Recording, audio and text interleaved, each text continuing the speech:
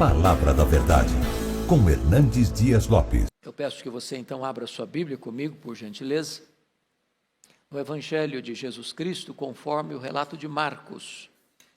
Marcos capítulo 5. Marcos capítulo 5.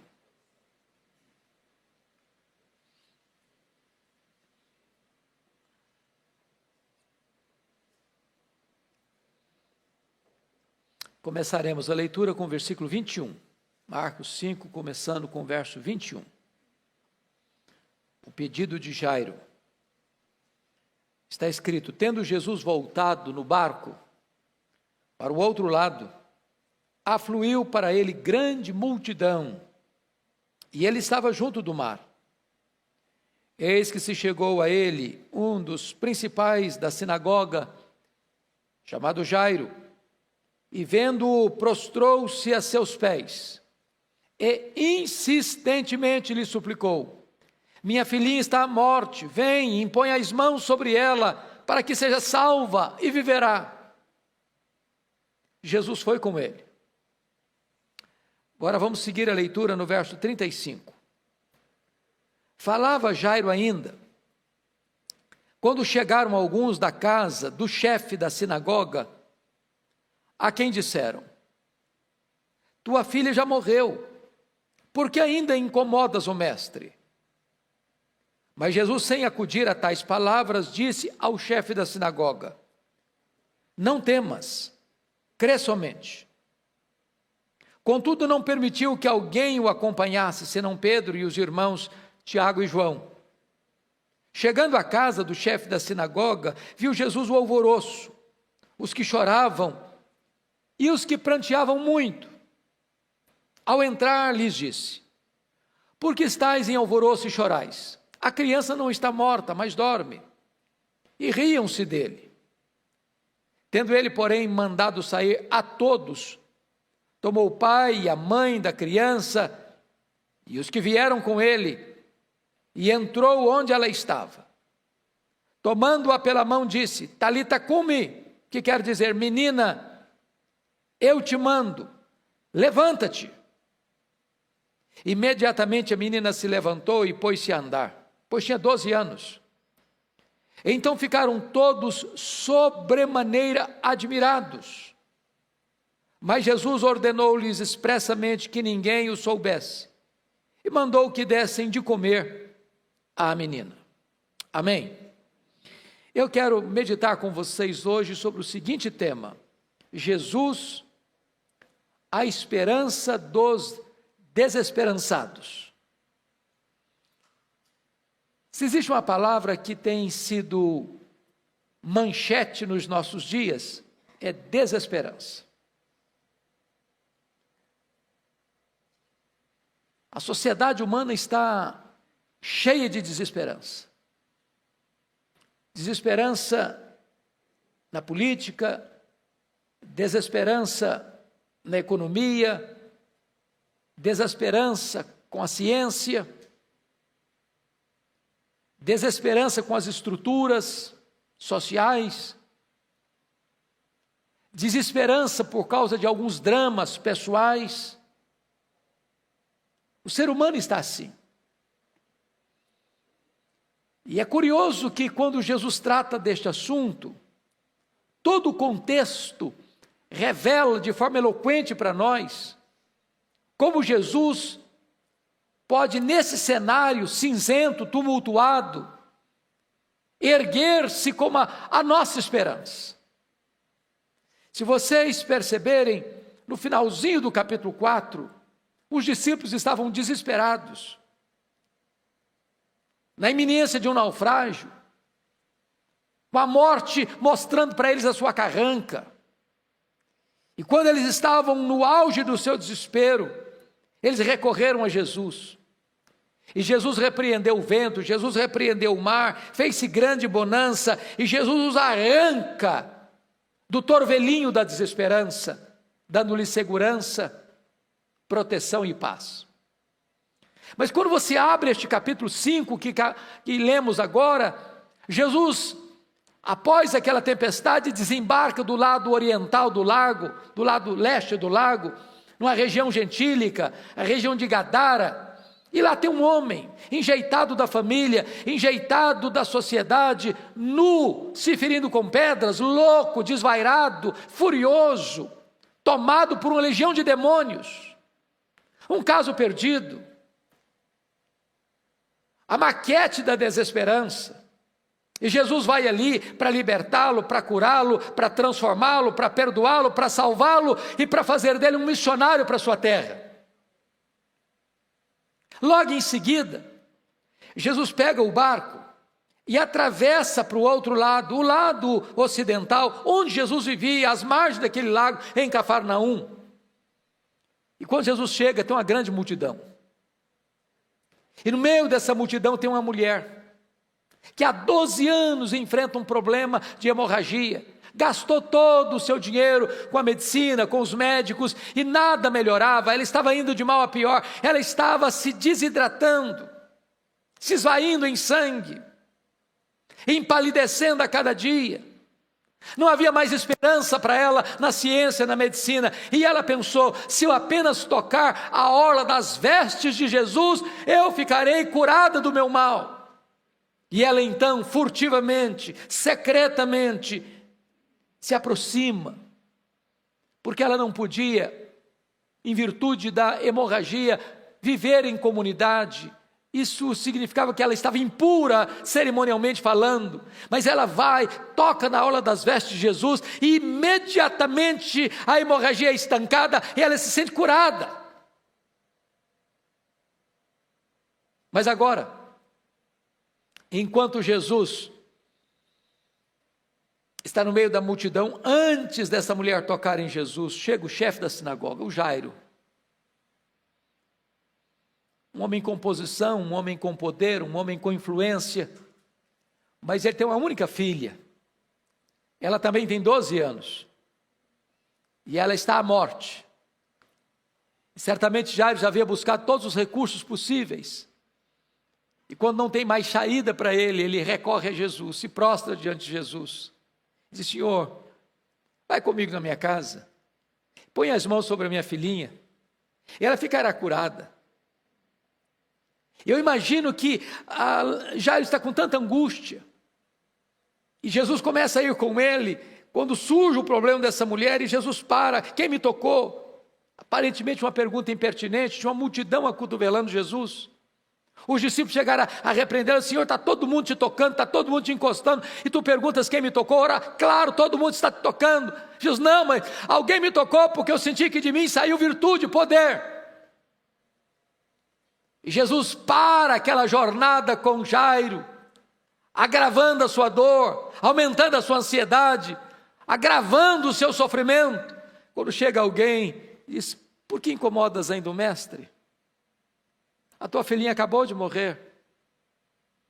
Eu acho que o mundo desabou sobre a cabeça dele, uma dor cruel fuzilou o peito dele, parecia ser o fim da linha, o fundo do poço, o desespero pleno. Quando Jesus disse: não temas, Jairo, crê somente. E diz a Escritura que Jesus leva consigo apenas Pedro, Tiago e João. Quando chega lá, tem uma multidão de gente na casa, uns chorando, outros lamentando. E Jesus pergunta: por que vocês estão chorando? Por que vocês estão lamentando? A menina morreu, ela dorme. E começaram a rir dele, porque sabiam que ela estava morta. E Jesus não deu atenção para aquela gente que murmurava e lamentava. E Jesus pega o pai, a mãe da criança, entra com Pedro, Tiago e João no quarto onde ela estava, e disse: menina, eu te mando, levanta-te. E aquela que estava morta levantou e passou a andar. E Jesus disse: agora dê de comida para ela. Ela tinha 12 anos. E este episódio enseja-nos este tema: Jesus, a esperança dos desesperançados. Eu não sei como é que você vê aqui hoje. Talvez você tenha uma luta na sua vida. Talvez você tenha algum problema na sua saúde. Talvez você esteja enfrentando um problema financeiro. Talvez você esteja enfrentando uma crise familiar. Talvez você esteja enfrentando um pecado que tenazmente assedia você, atormenta você. Eu não sei que luta você está enfrentando, ou você que está nos acompanhando, que batalha você está enfrentando, mas hoje Jesus de Nazaré chegou na sua vida e Ele é a esperança dos desesperançados. Então eu gostaria que nós olhássemos duas verdades nesse texto. A primeira delas, Jairo vai a Jesus levando sua causa desesperadora. Primeiro ponto, o desespero de Jairo levou a Jesus com um senso de urgência. Olha comigo o verso 35. Falava ele ainda quando chegaram alguns da casa do chefe da sinagoga, a quem disseram: tua filha já morreu, porque ainda incomodas o mestre. Ô irmãos amados, quem de nós, pai e mãe aqui presente, lida com a doença de um filho, de uma filha, e sobretudo sendo este filho, filho único ou filha única, e percebe que a doença está prevalecendo, e a medicina já disse, não tem mais jeito, e o coração aperta, porque esta menina não é apenas filha única, essa menina é o futuro dele. Se essa menina morre, morre a sua descendência. Acaba a sua família, não tem futuro, é uma causa urgente, a linhagem deste homem está se extinguindo com a morte dessa menina. Mas sabe, irmãos, o que é sublime é que muitas vezes o sofrimento é a estrada cheia de espinhos, pela qual Deus, Jesus, tem acesso à nossa vida. Se o sofrimento é o caminho que leva Jesus até a sua casa, até a sua família, até a sua dor, até a sua luta, até o seu choro, pode ter certeza disso, este é um sofrimento santificado. Quantas pessoas, meus irmãos, quando está tudo bem, com saúde, com dinheiro, com sucesso, com reconhecimento, passa a vida descuidado, passa a vida distraído, passa a vida olhando tantas coisas, tantos interesses, muitas vezes distraído com a fascinação da riqueza, com as glórias deste mundo, e nunca para pensar que precisa de um encontro com Jesus. Foi o sofrimento que levou Jairo à presença de Jesus. Ele crê na eficácia do toque das mãos de Jesus e ele tem uma causa urgente para apresentar a Jesus. Mas, em segundo lugar, o desespero de Jairo levou a transpor várias barreiras para ir a Jesus. Se não, vejamos. Primeira coisa, a barreira da sua posição. Somos informados que este homem era chefe da sinagoga. Versículo 35.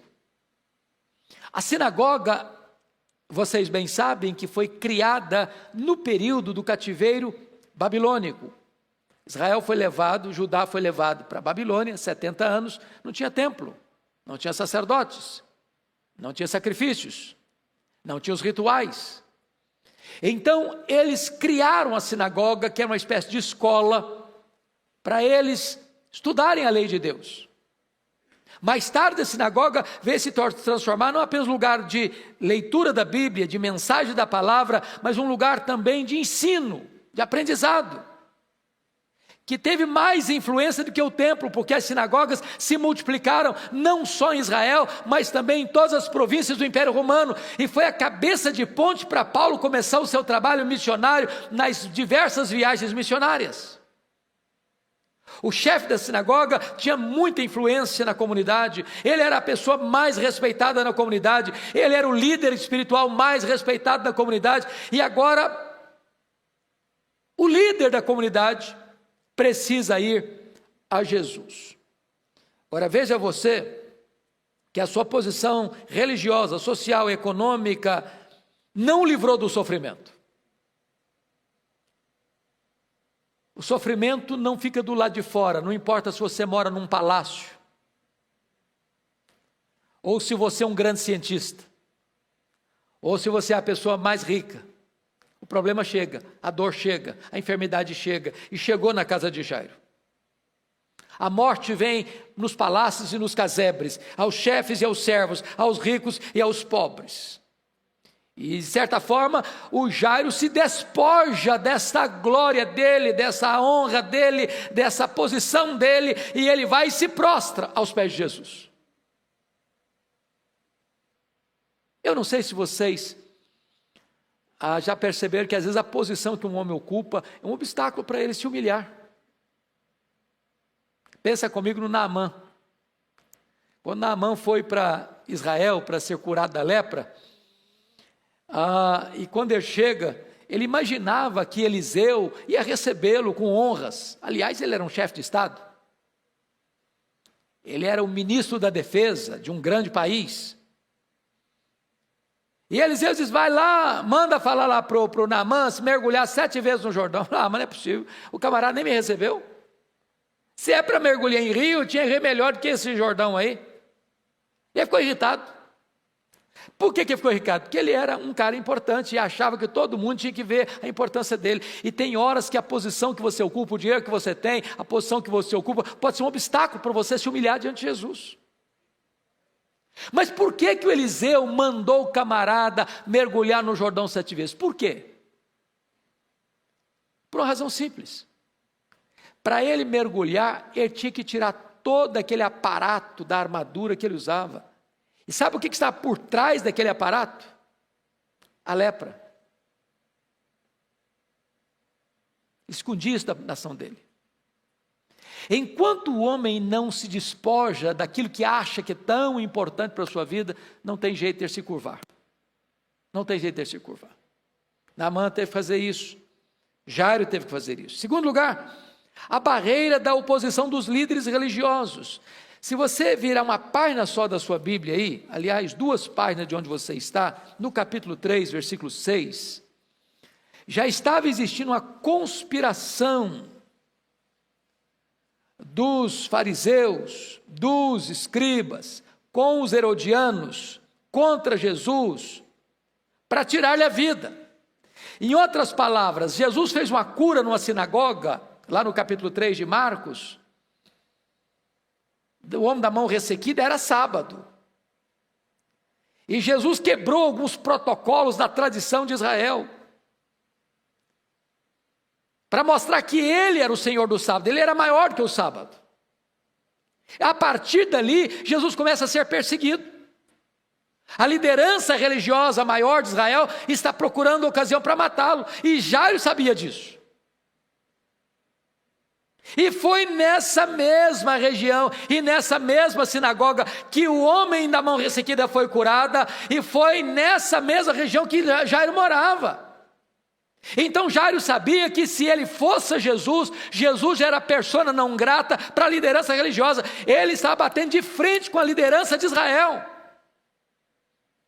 Tem muita gente, irmãos, que não vai a Jesus, que fica preocupado, o que o fulano vai pensar, o que o Beltrano vai dizer, o que a minha família vai falar, o que a liderança religiosa da minha denominação vai dizer. Tem muita gente que fica mais preocupado com o que os outros vão pensar, do que se humilhar e se prostrar aos pés de Jesus. Pois Jairo teve que abrir mão de tudo isso, para ir a Jesus. Mas notem vocês, em terceiro lugar, que o desespero de Jairo levou-o a prostrar-se aos pés de Jesus. Em primeiro lugar, Jairo se humilha diante de Jesus. Ele se prostra. É maravilhoso isso. Veja você, versículo 22.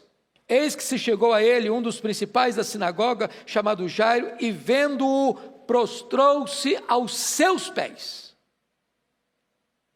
Meus irmãos, não é apenas a questão física, porque hoje tem muita gente que faz ritual de prostração física quando o coração está empinado. O que Deus não rejeita é um coração quebrantado. Ninguém se aproxima de Jesus arrogantemente, altivamente, com soberba no coração. Jairo se prostrou, reconheceu o poder de Jesus. Então notem vocês, outro aspecto importantíssimo, que além de Jairo ter se prostrado aos pés de Jesus, ele vai fazer outra coisa. Notem comigo, por gentileza. Segundo lugar, Jairo clamou a Jesus com perseverança. Veja vocês, no versículo 23, e insistentemente lhe suplicou. Imagine a cena, Jesus está no meio de uma multidão. Ele diz: Senhor, vai comigo na minha casa, minha filha está morrendo. Ô Senhor, vamos comigo na minha casa, minha filha está morrendo. Ô Senhor, vamos na minha casa, a minha filha é a única que está morrendo. A multidão apertando Jesus, gente encostando em Jesus. Senhor, vamos na minha casa comigo, a minha filha está morrendo. Irmãos, ninguém lida com a situação de emergência. Não, Senhor, será que se porventura não for atrapalhar, não for demais, o Senhor não ficar incomodado, isso não for constranger o Senhor, será que dá para o Senhor dar uma puladinha na minha casa? É assim que a gente faz. Não é, irmãos. Quando a coisa pega, quando a coisa aperta, quando a dor lateja, quando a morte mostra a sua carranca, quando você está em apuro, você grita: socorro, Senhor, vamos, Senhor, vamos, Senhor, vamos, Senhor. É desta maneira que este homem pede a Jesus, com insistência. Com insistência. Mas mais do que isso, ele clamou a Jesus com fé. Veja aí o verso 23, minha filhinha está à morte, vem e impõe as mãos sobre ela, para que seja salva e viverá.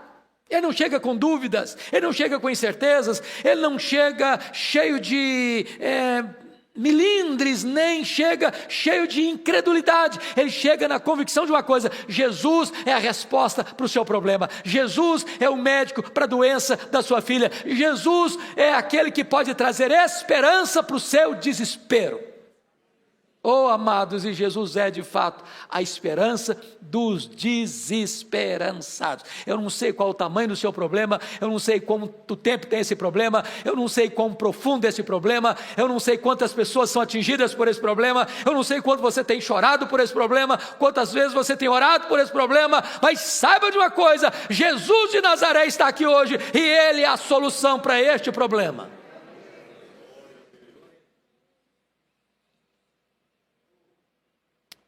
Bom, esse texto tem uma segunda lição e eu vou partir para ela. A primeira vez é: Jairo vai a Jesus.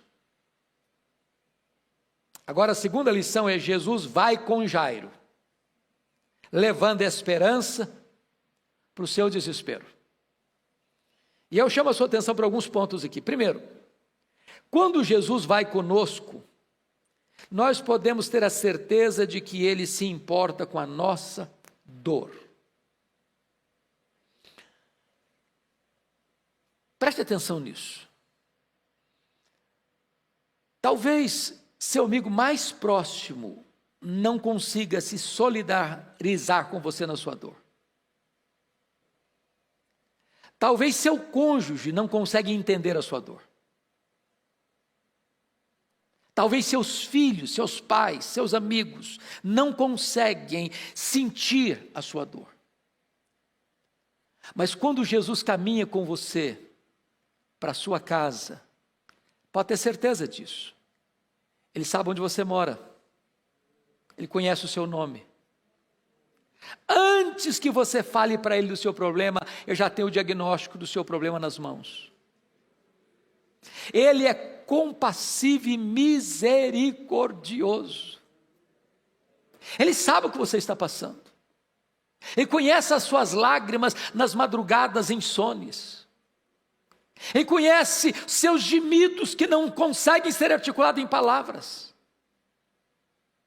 E se você perceber, Jesus, neste episódio, diz 3 palavras fundamentais para curar a alma de Jairo. A primeira palavra é a palavra de fé, no verso 36, não temas, crê somente. Palavra de fé, não temas, crê somente. Há coisas que para nós chegou a um ponto que diz: não, agora não tem mais jeito. Foi o que Marta disse para Jesus: Senhor, agora o homem já está morto, já está sepultado, já cheira mal. Ô Marta, se creres verás a glória de Deus. O que é fim de linha para você é o começo do caminho para Jesus. Se você está vivendo hoje um drama que só um milagre pode levantar a solução do problema, você é um candidato ao milagre de Deus. Não temas, crê somente. Esta é a palavra da fé. Mas a segunda palavra é a palavra da esperança, está no verso 39. A criança não está morta, mas dorme. É claro que nesta conjuntura aqui, meus irmãos, Jesus iria ressuscitar a menina imediatamente. E nós precisamos, ao ler a Bíblia, interpretar a Bíblia, ter cuidado para a gente nunca pensar que uma coisa que era para aquele momento possa ser um princípio aplicado para todas as circunstâncias. Deixa eu ilustrar isso para vocês. Lá na Coreia, o pastor Po Yang-Shu coloca isso no seu livro. 2 meninas crentes estavam indo para um congresso. E de repente teve um problema, uma enchente terrível, a estrada foi interrompida e elas queriam ir para o congresso. Então elas pensaram assim: bom, se Pedro andou sobre as águas, nós também podemos andar. Entraram na água e morreram afogados. Qual o problema dessas meninas? É que a palavra "vem, Pedro", foi dita para Pedro, num dia especial, uma circunstância especial. Mas essa palavra, em momento algum, a Bíblia ensina que ela pode ser aplicada para todas as pessoas, em todos os lugares, em todos os tempos. Quando Jesus diz, não temas, ela dorme. Esse é um princípio que vai acontecer para todos nós, porque a morte para o crente é sono. Quando você fala que um crente, ao morrer, ele dorme, isso é uma figura de linguagem eufemística para aliviar a questão do impacto da palavra morte. Mas sono fala de 2 coisas. Primeiro, sono fala de descanso. Quando um crente morre, está lá em Apocalipse 14, 13, ele descansa das suas fadigas. Mas segundo, quando você fala de sono, implica que a pessoa vai acordar, porque se ela não acordar nunca, ela não dormiu. Significa o seguinte, que quando Jesus vier na sua majestade de glória, está escrito lá em João 5, 28 e 29, os que estão no túmulo ouvirão a sua voz e se levantarão, uns para a ressurreição da vida, outros para a ressurreição do juízo. Então todos aqueles que morreram em Cristo estão dormindo, não a alma. O corpo, a alma vai imediatamente gozar das venturas celestiais. O corpo sim, vai para a sepultura. E numa linguagem bíblica ele dorme, porque esse corpo que foi semeado é que vai ressuscitar com um corpo imortal, incorruptível, poderoso, glorioso, espiritual, celestial, semelhante ao corpo da glória do Senhor Jesus Cristo. A palavra de esperança que Jesus trouxe para Jairo é a palavra de esperança que ele traz para você e para mim. A morte não tem mais poder sobre nós, a morte já foi vencida, o aguilhão dela foi arrancado, e agora para nós, morrer é partir para estar com Cristo, que é incomparavelmente melhor. Temos esperança. Mas a terceira palavra que Jesus disse para Jairo foi a palavra de poder. Agora, esta palavra não é endereçada diretamente a Jairo, mas à filha de Jairo, quando ele diz, menina, eu te ordeno, levanta-te. Quem dá ordem, dá o poder para que a ordem se cumpra. Jesus disse para um paralítico, levanta-te, toma o teu leite e anda. E o paralítico andou. Jesus disse para um homem da mão mirrada, estenda a tua mão. E o mesmo que deu a ordem para a mão se esticar, fez com que a mão se esticasse. Jesus chega para a menina morta, 12 anos, menina, levanta-te, eu te mando. E ela se levantou, porque quem dá ordem, dá o poder para que a ordem se cumpra. Eu não tenho esse poder, você não tem esse poder. Esse poder pertence a Jesus. Pois bem, queridos irmãos, quando Jesus vai conosco, em segundo lugar, os imprevistos humanos não podem frustrar os propósitos divinos. Queridos, pense comigo na ansiedade de Jairo, quando Jesus está indo com ele, a urgência dele, a filha dele morrendo. E no meio do caminho a multidão começa a apertar Jesus. Jesus para atender o caso de uma mulher. A mulher já estava curada, era só seguir em frente. Alguém me tocou. Eu acho que os discípulos ficaram irritados com Jesus. Senhor, todo mundo está te encostando, o Senhor me pergunta isso, quem me tocou? Claro que está todo mundo te tocando. Eu acho que o Jairo não conta nada que o Jairo falou, mas o Jairo devia estar torcendo a mão. Oh meu Deus, por que está demorando? Por que está demorando? Jesus podia resolver isso logo. Por que ele está demorando? Por que ele está conversando com essa mulher? Por que ele não resolve logo esse assunto? Por que ele não vai logo? E daí, quando ele está nessa angústia toda, chega alguém da casa e ele fala, não incomoda mais o mestre. Não, ela morreu. Sabe o que significa isso, querido? Tem hora que você acha que o problema chegou numa situação que não tem mais saída. Agora acabou, senhor, agora não tem mais jeito não. Os imprevistos acontecem, tiram o controle da sua mão, e eu quero dizer para você que quando Jesus vai conosco, mesmo que os imprevistos maiores aconteçam, ainda não chegou o fim da linha. Jesus está para fazer um grande milagre na sua vida e na sua história. Terceiro lugar, quando Jesus vai conosco, nós não precisamos ter medo de mais notícias. Versículo 36. Não temas, disse Jesus para Jairo, crê somente. Irmãos, eu não sei quanto a vocês, mas que coisa ruim é receber notícia difícil, não? Por exemplo, pensa comigo, hoje ninguém mais quase tem telefone fixo em casa, só para fazer um teste aqui, quem tem telefone fixo em casa hoje, você pega, toca, você tem que ir lá tirar do gancho, quem tem? Ainda tem muita gente que tem ainda. O que você sente quando o seu telefone toca 3 horas da madrugada? Porque ninguém liga para você 3 horas da madrugada, falou, querido, está com tanta saudade de você, então estou te ligando para... Eu tinha um abençoado, uma ovelha abençoada, que me ligava às 3 horas da manhã, pastor, estou na dúvida no versículo aqui, que dá para me explicar e tal. Era dureza. Ele quase me matava do coração. Não pela ligação, mas pelo horário. Má notícia deixa a gente para baixo.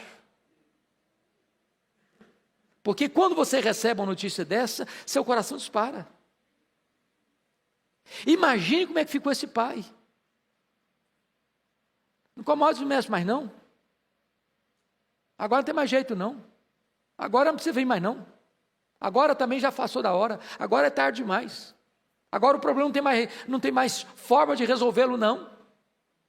Então quando Jesus vai conosco, você pode ter certeza de uma coisa, Ele vai dizer para você, não temas, crê somente.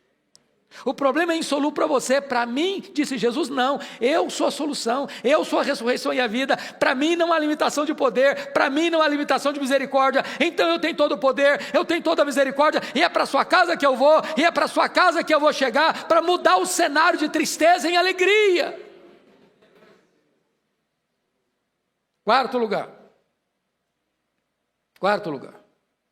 quando Jesus vai conosco, não precisamos nos impressionar com os sinais da morte. Aquela casa estava lotada de gente chorando e de gente pranteando. Quando Jesus chega e diz, não, a menina está dormindo, eles riram na cara dele, não é possível, o senhor não entende nada, está morta, nós estamos aqui, acompanhamos a situação, nós é que estávamos aqui quando o desenlace aconteceu. A morte é real. O coral da morte estava entoando o seu lamento, quando chega o solo da ressurreição. E eu quero dizer para você que ainda que todas as vozes à sua volta estejam entoando a música triste do lamento, da morte, do desespero, do infortúnio, do desconsolo, o solo da ressurreição chega.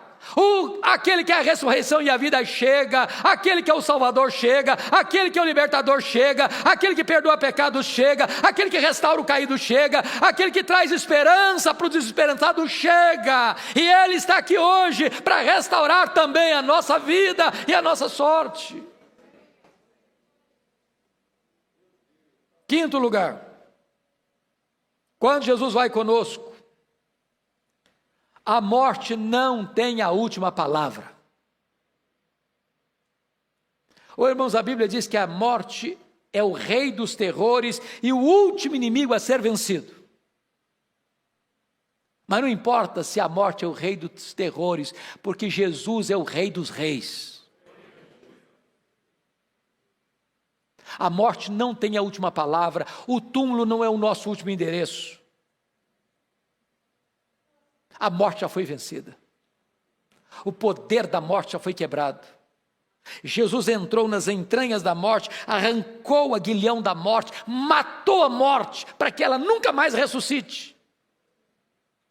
E diz a Escritura que a própria morte vai ser lançada no lago do fogo, e nós estaremos para sempre com o Senhor, e lá não vai entrar mais morte, lá não vai ter mais luto, lá não vai ter mais choro, lá não vai ter mais dor, nós estaremos completamente livres deste terror, do principal dos reis dos terrores, que é a morte.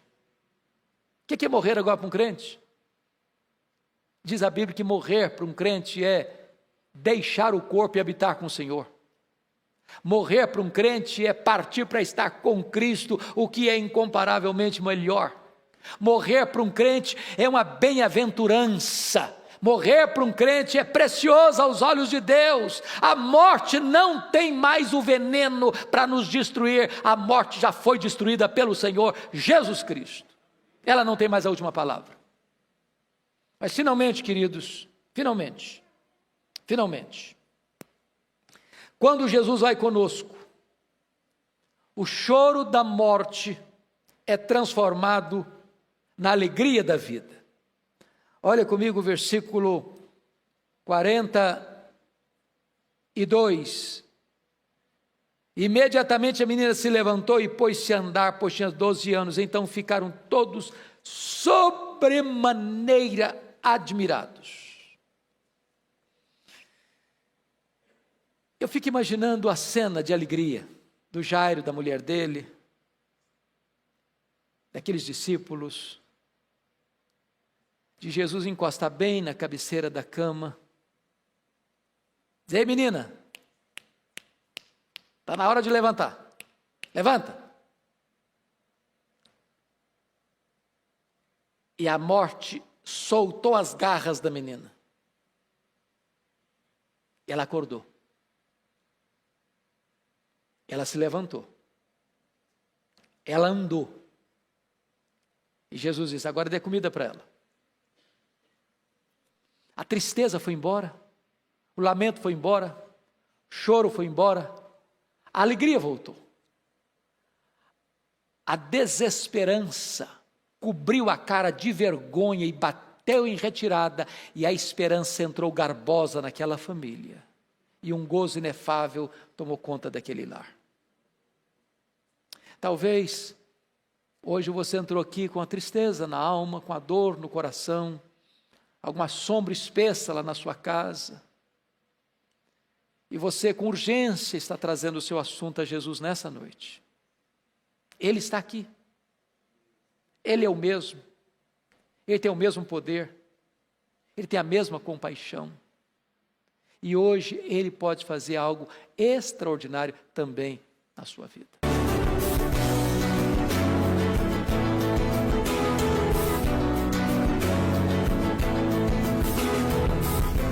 Palavra da Verdade, com Hernandes Dias Lopes.